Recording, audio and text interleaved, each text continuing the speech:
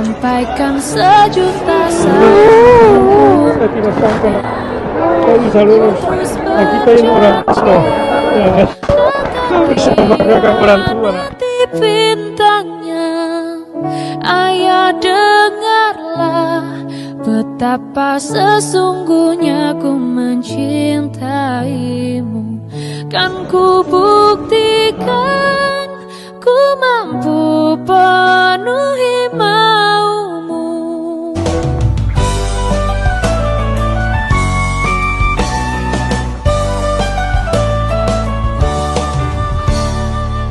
Teringat masa kecilku, kau peluk dan kau manja.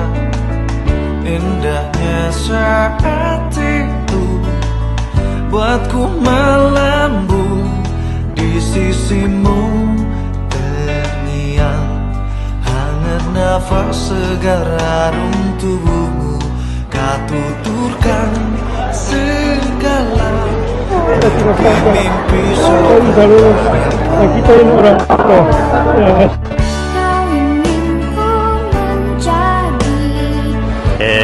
Lokasi tempat tinggal kami itu di pulau-pulau kecil yang penduduknya itu sekitar 500 orang. Akses ke sana itu Pak, itu kalau kita pakai kapal kayu itu paling cepat itu 14 jam. Itu pun 2 kali 1 bulan. Dan kapalnya itu bukan kapal penumpang, kapal pemuat barang.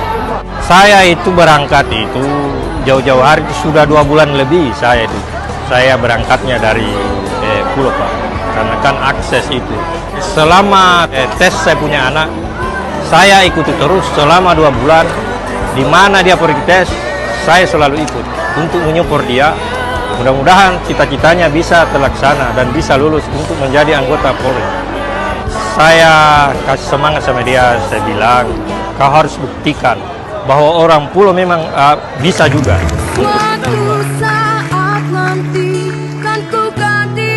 Baik, jadi untuk jalur seleksi penerimaan terpadu, terutama dari Bintara, ada memang CAP yang mengatur terkait dengan affirmative action. Jadi masing-masing Polda mendapatkan kesempatan untuk warganya yang ada di Polda untuk bisa menjadi polisi pada daerah tertentu.